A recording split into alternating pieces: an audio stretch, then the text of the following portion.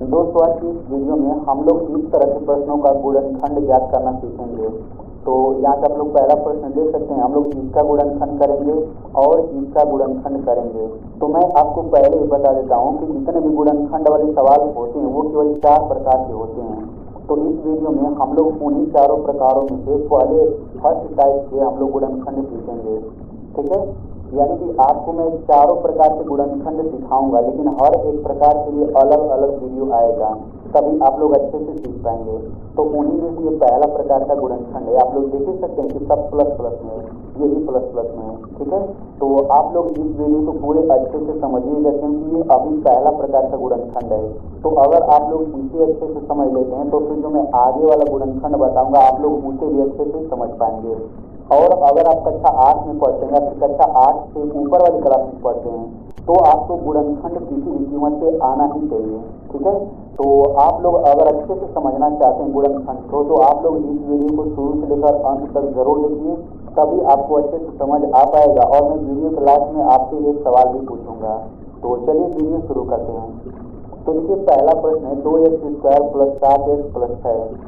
तो इसका गुणनखंड करने से पहले हमें सबसे पहला काम क्या करना रहता है। देखिए इसमें हम लोग सबसे पहला काम क्या करेंगे, जो लास्ट में संख्या दिया है इस संख्या का गुणा हम लोग x² के पहले जो संख्या रहेगा उसमें करेंगे।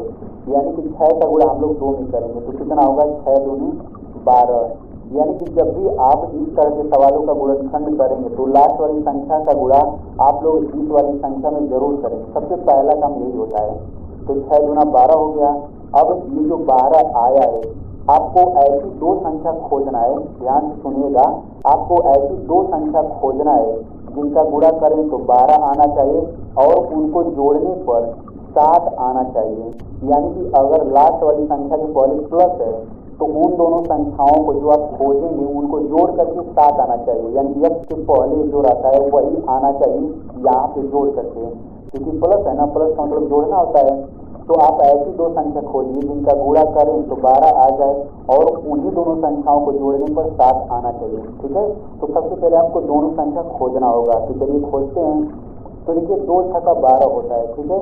2 छक्का 12 होता है, यानी कि हमें दो संख्या मिल चुकी है जिनका गुणा करने पर 12 आएगा।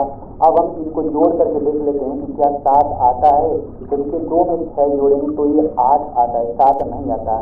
यानी कि जिस संख्या को हम लोग खोज रहे हैं वो संख्या 2 और 6 नहीं है। तो अब हम लोग दूसरी संख्या खोजेंगे। तो देखिए 12 को हम लोग ये भी तो लिख सकते हैं 4 गुणा 3। देखिए 4 में 3 का गुणा करेंगे तो 4 यहाँ 12 होता है। अब देखिए 4 में 3 जोड़ेंगे तो 7 भी होता है। यानी कि जिन दोनों संख्याओं को हम लोग खोजना चाहते हैं तो ये दोनों संख्याएं 4 और 3 है। तो चूंकि इनको गुणा करने पर 12 आ गया तो हमने गुणा करके लिख दिया। अब इनको जोड़ने पर 7 भी आता है, इनको हम लोग जोड़ करके भी दिखा देते हैं। तो 4 में 3 जोड़ेंगे तो कितना होगा 7 होगा, ठीक है। तो हमें इस पहले समीकरण से मतलब नहीं है, हमें ये जोड़ वाला समीकरण है ना, हमें इसी से मतलब है।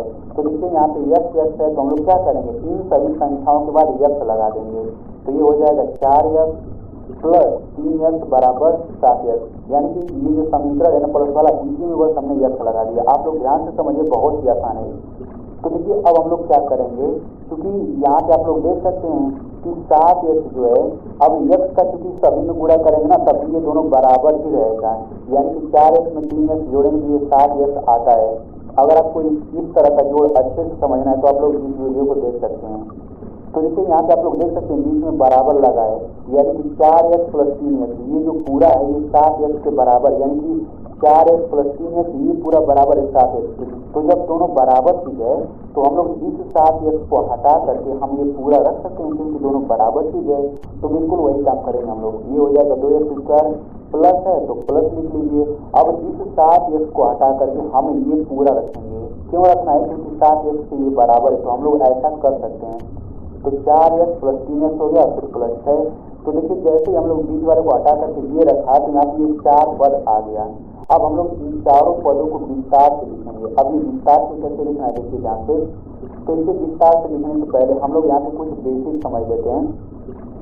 तो देखिए एक रूल होता है कि जब भी कोई संख्या आए और उस संख्या के तुरंत बाद अंग्रेजी का कोई लेटर आ जाता है, यानी कि ABCD ऐसे पूरा Z तक पूरे 26 होते हैं ना, तो जब भी कोई संख्या है और उसके बाद अंग्रेजी का लेटर आए तो उनके बीच में हमेशा गुणा होता है। एग्जाम्पल के लिए जैसे यहाँ पे 3x है तो देखिए 3 संख्या हो गया, यक्स अंग्रेजी का लेटर हो गया, तो ये एक साथ है कि नहीं, इनके बीच में कोई चिन्ह नहीं, मतलब गुणा का चिन्ह होगा। तो 3x का मतलब 3 गुणा x। वैसे ही मान के चलिए 3x स्क्वायर है, तो इसका मतलब क्या हो जाएगा 3 गुणा x स्क्वायर, क्योंकि ये संख्या हुआ, ये अंग्रेजी का लेटर हुआ। अब यहाँ पे एक रूल और समझ लीजिए कि x स्क्वायर का मतलब क्या होता है, x पर ये 2 घात है ना, तो इसका मतलब होगा x का 2 बार गुणा। x पर 3 घात का मतलब होता है x का हम लोग 3 बार गुणा करेंगे, ठीक है। तो आप लोग इसका मतलब समझते रहिए। तो बिल्कुल इसी तरीके से इसको हम लोग गुणा के रूप में लिख लेते हैं। तो 2x स्क्वायर का मतलब क्या होगा, 2 गुणा x स्क्वायर होगा, तो x स्क्वायर को हम लोग x गुणा x लिख सकते हैं। तो इसका हम लोग विस्तार रूप इतना लिख दिया। अब यहाँ पे प्लस है तो प्लस लिखिए। अब देखिए 4x को हम क्या लिख सकते हैं, तो देखिए 4x को हम 4 गुणा x लिख सकते हैं, लेकिन हम 4 को 2 गुणा 2 भी तो लिख सकते हैं। 4 को हम लोग 2 गुणा 2 भी तो लिख सकते हैं। यानी कि जब शुरू में संख्या रहता है ना, उस संख्या को हम लोग इस तरीके से कर लेते हैं। यहाँ पे आप लोग देख लीजिए, जैसे यहाँ पे 4 है तो हम 4 को ऐसे कर लेंगे, 2 दूना 4, 2 एकम 2, यानी कि अब हम लोग 4 को 2 गुणा 2 करके लिखेंगे, ठीक है। फिर प्लस, अब देखिए यहाँ पे 3x है तो ये हो जाएगा 3 गुणा x। अगर हम लोग 3 को इस तरह से करेंगे तो 3 एक ही बार में कटेगा, तो केवल 3 नहीं आएगा। अब ऐसे ही 6 है तो हम यहाँ पे प्लस लिख लेते हैं। अब 6 को ऐसे कर लेते हैं, तो 6 किससे कटेगा, 2 से 6, 3 एकम 3, यानी कि 6 को हम 2 गुणा 3 लिख सकते हैं। तो यहाँ पे 2 गुणा 3 लिख लीजिए। अब देखिए हमने सभी को विस्तार रूप में लिख लिया। ये आपका पहला पद हो जाएगा, ये दूसरा पद, ये तीसरा पद, ये चौथा पद। अब आपको दो पदों का जोड़ा बनाना है, यानी कि ये दोनों पद ले लीजिए और ये दोनों पद, ठीक है। इसके बाद अब आपको दोनों पदों में से कॉमन लेना रहता है। तो देखिए मैं आपको बताना चाहता हूँ कॉमन का मतलब क्या होता है। सबसे पहले आपको इन दोनों पदों में कॉमन लेना है। तो कॉमन का मतलब होता है जो दोनों में हो। तो देखिए इसमें 2 है, इसमें भी 2 है, इसमें x है, इसमें भी x है, ठीक है। यानी कि इन दोनों में क्या क्या है, इन दोनों में 2 और x है, तो 2x कॉमन हो जाएगा। कॉमन क्या होता है, कोष्टक के बाहर कॉमन होता है। तो देखिए 2x तो बाहर हो गया, अब कोष्टक के अंदर ये x बचेगा, प्लस है तो प्लस लिखिए, ये 2 बच जाएगा। तो बस कॉमन कहाँ से हो गया। अब इन दोनों में से कॉमन लेते हैं, तो देखिए इसमें 3 है, इसमें भी 3 है, बस केवल 3 ही दोनों में है। तो यहाँ पे प्लस है तो हम यहाँ पे प्लस लिख लेते हैं, 3 कॉमन है तो 3 लिखिए, फिर कोष्टक लगा दीजिए। अब ये x बच जाएगा, प्लस लिखिए, 2 बच जाएगा। तो बस यहाँ पे आसानी से कॉमन हो गया। तो देखिए जब भी आप कॉमन लेंगे ना, तो यहाँ पे कोष्टक में जो आएगा सेम यहाँ पर भी आएगा। अगर आपको सेम नहीं आ रहा है ना, दोनों सेम चीज, तो गलत है आपका। अब दोनों सेम चीज को यहाँ पे सबसे पहले लिख लीजिए, यानी कि इन दोनों को हमने यहाँ पे लिख लिया। अब दूसरे कोष्टक में कितना लिखिए, प्लस कितना, तो 2x प्लस 3, बस इसका गुणनखंड यही हो गया। तो इस तरीके से हमने पहला गुणनखंड कर लिया। अब इसी तरीके से हम लोग दूसरा गुणनखंड भी कर लेते हैं। तो दूसरा सवाल x square plus 5x plus 6, तो इसका गुणनखंड बिल्कुल उसी तरीके से करेंगे। तो देखिए सबसे पहला काम हमें लास्ट वाली संख्या का x स्क्वायर की पहली जो संख्या रहता है उसमें गुणा करते हैं। तो यहाँ पे कोई संख्या है ही नहीं, तो जब कोई संख्या नहीं रहता तो हम लोग 1 मान लेते हैं, यानी कि 6 का गुणा 1 में करेंगे कितना आ जाएगा, 6 आ जाएगा, ठीक है। यहाँ पे 1 आप लोग दिमाग में रखिए। तो 6 का गुणा 1 में करेंगे 6 आ जाएगा। अब ऐसी 2 संख्या खोजिए जिनका गुणा करें तो 6 आ जाए और उन्हीं को जोड़ने पर 5 आना चाहिए। तो ये तो बहुत ही सिंपल है, 3 में 2 का गुणा करेंगे तो 6 आ जाएगा और 3 में 2 जोड़ेंगे तो 5 भी आ जाएगा। यानी कि जिस संख्या को हम लोग खोज रहे थे ये दोनों संख्या 3 और 2 है।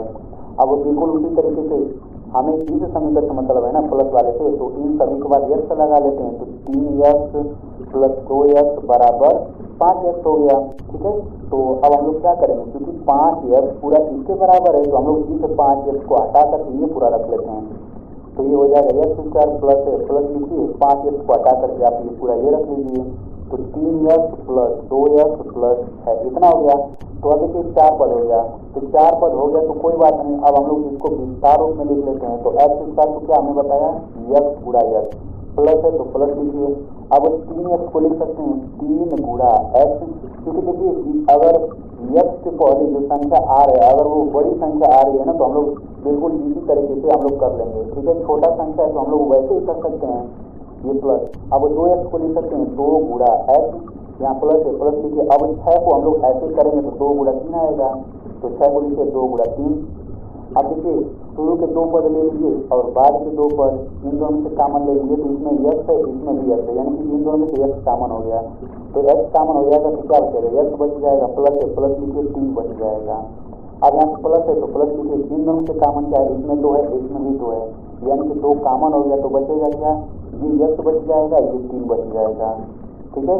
अब आप देख सकते हैं कि कॉमन लेने के बाद दोनों में कोष्टक में चेंज किया जा रहा है। तो यहाँ पे एक कोष्टक में x+3 हो जाएगा, दूसरे कोष्टक में x+2 हो जाएगा, x+2। तो इस तरीके से इसका भी गुणनखंड हो गया। तो आई होप आपको बहुत ही अच्छे से समझ आया होगा। अब मैं आपको गुणनखंड का सवाल देता हूँ, तो आप लोग इसका गुणनखंड करके कमेंट में जरूर लिखिएगा। x² + 7x + 10। देखते हैं कितने लोग सही जवाब दे पाते हैं। दोस्तों मेरा आप लोगों से एक रिक्वेस्ट है कि अगर आपको ये गुणनखंड समझ आ गया है तो आप लोग इस वीडियो को अपने दोस्तों के साथ जरूर शेयर करिएगा, उन्हें भी समझ में आ जाएगा। और वीडियो को आप लोग कम से कम 1 लाइक जरूर करिएगा, क्योंकि वीडियो के पीछे बहुत ही मेहनत होती है।